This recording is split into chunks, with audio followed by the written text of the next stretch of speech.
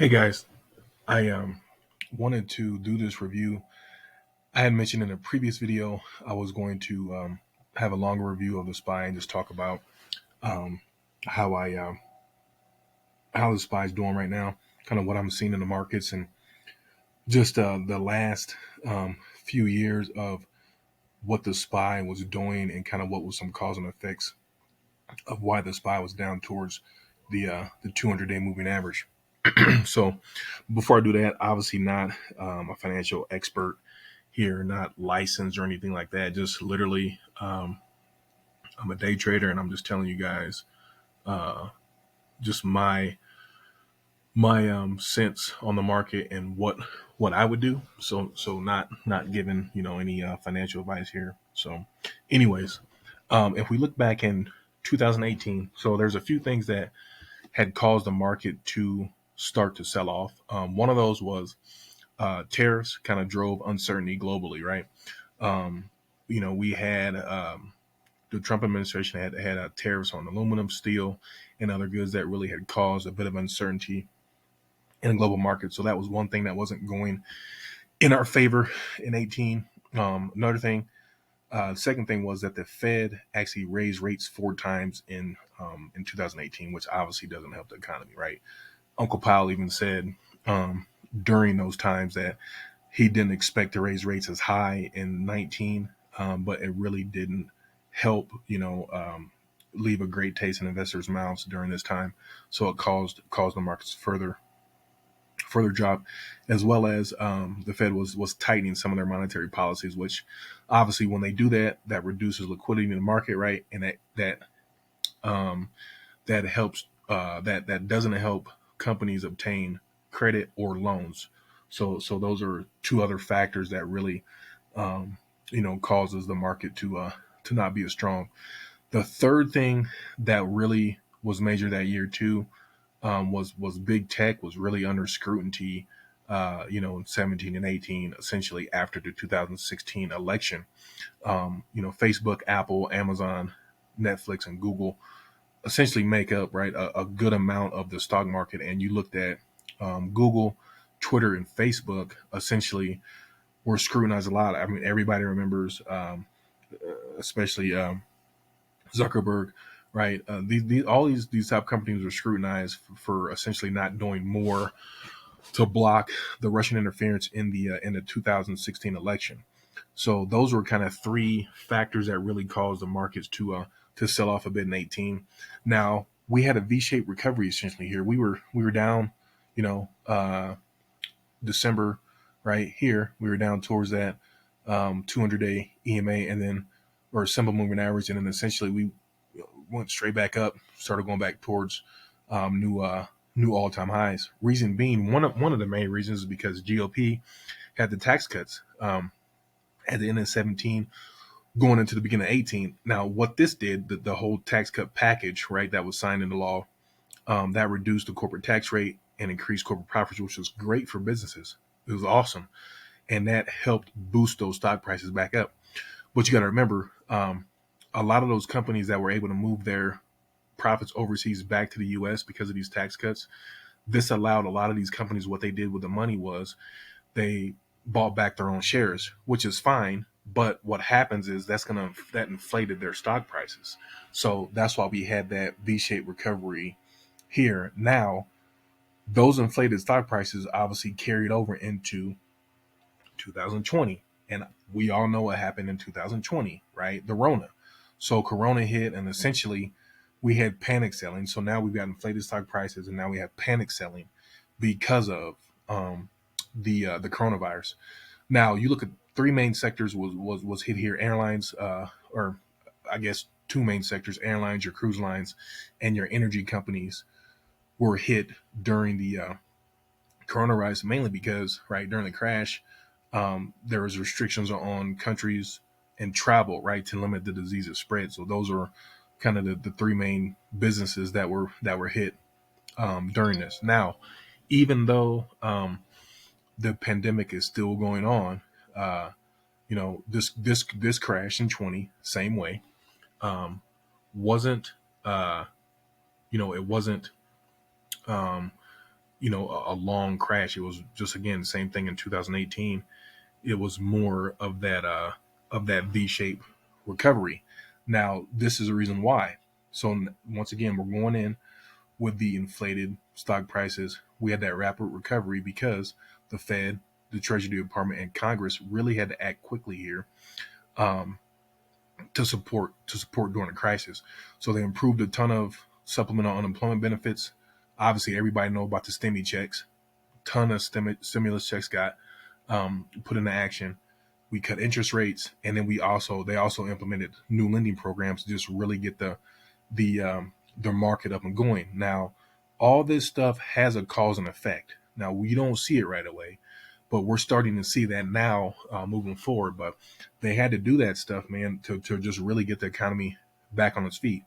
So you can see here we're down at lows in March of 20, and now we're back at all time highs in August of 20. So it wasn't a long drought here. So it's interesting because now we're back at all time highs. Everything's going good, and boom, now we're back underneath the 21-day moving average, back down towards now, um, the uh, the 200-day moving average on the weekly chart, right? So during the pandemic, everybody's happy. You're getting stimulus checks, you're getting all this other stuff, but really, globally, I think it was around like 12 to 15 trillion dollars was pumped into the market, and just in the U.S. alone, I think it was like between like 6 to 8 trillion alone was pumped in the economy through, your stimulus and then your bond buying programs. So uh, that was some of the triggers, right? That the Fed and Congress and everybody had to pull to uphold the market. So the not necessarily funny thing, but the crazy thing is, yeah, um, we had a lot of money that was pumped into the market, but a lot of that money essentially didn't really go anywhere except to back into stocks, back into the market.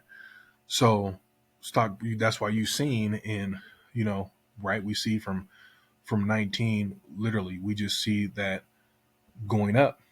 Um, we see the stock market going up because they're pouring money into the stock market. Some people that felt that they were left out was even borrowing extra funds to put into the market because of FOMO, right? So now we're in 2022, inflated prices, a ton of money is going into the stock market. It's essentially inflated. We're printing money like crazy, and so now we're starting to have a recovery. You're looking at jobless claims are starting to go down. People starting to go back to work. So slowly but surely, the market's starting to recover. But there's a couple things um, that the Fed's got to do now, right? One, so there's two major levers that the Fed had pulled back in 2020. Now they're starting to not pull, and they can't pull. They're starting to increase the interest rates again. Um, and a lot of people thought, well, we had interest rates. They were whatever percent. Most people didn't even know what percent our interest rates at. Well, they were essentially pretty much zero during the pandemic. During the pandemic, because we had to stimulate the economy. So now they're starting to increase those interest rates, up from, like I said, up from zero, right? And then the other thing is the Fed is not going to be buying treasury or mortgage bonds, because essentially, if the when the Fed buys your treasury and mortgage bonds, it's a supply and demand game, right? When they buy those, essentially they're going to take supply off the market, which should help spur economic growth. Well, if they don't buy them, now you've got more supply on the market, and now that's why you see, instead of interest rates going up or going down, they're going to start to go up. So, but what's crazy now is, you've got, uh, you know, interest rates going up, and we've got, the Fed not buying your treasury and mortgage bonds, but we're still down at this 200 level, right? So the market hasn't recovered yet. So it's going to be interesting to see kind of what happens, moving forward here, right? That's why I think, moving forward, we may, and I don't have 2016 on here, but when we were down in, uh, towards the 200 in 2016, we essentially hovered around there for several months. So I wouldn't be surprised once we get down to this 340, 350 range I don't expect to see a V-shaped recovery. I mean, we may, but like I said, I'm no financial expert. It wouldn't surprise me if we hovered around here for a few months until we got things going, right? And just like in one of the sectors, like when it comes to gas and oil, a lot of people think that, hey, my company's sending me back to work on Wednesday of this week, and it's Monday. They just think you go back in, flick the light on, and you're good to go. Well, things don't work like that with the gas and oil economy, which is a large part of business, huge part of business, right? You can't all of a sudden just go in there and on Monday you're working from home, and then Wednesday you're back in the office. This stuff is going to take some time to sort through and work through. Plus, I hadn't even mentioned we got the war going on. We're spending billions of dollars on the war too, so that's something else that's adding fuel to the fire. That may cause that obviously causing the global economy to hold its breath for a bit. So moving forward, it's going to be interesting what I'm doing. And once again, not a financial expert here, but what I'm doing is I'm going to cost based average invest. Essentially, I'm looking at my top sectors, picking up the stocks in the top sectors and buying those, right? I mean, you've got 50, 60, 70% discounts on some of these large names. Um, what do you essentially have to lose? Buy into them and hold, you know? So, um, yeah, I mean, that's all I got for today. That's kind of my review of the SPY. Hopefully, going into next week, you guys have gotten some studying in today. Remember, today's Monday, markets are closed, so it's going to be a short week. So, when it comes to trading options, definitely want to take A plus setups and to help mitigate that risk as best as you can. So, with that being said, hopefully you like the content. If you want me to review anything, please hit your boy up. And if you got any questions or comments, uh, like I said, hit your boy up. And please like and subscribe. Definitely trying to grow the channel. And I will talk with you guys later.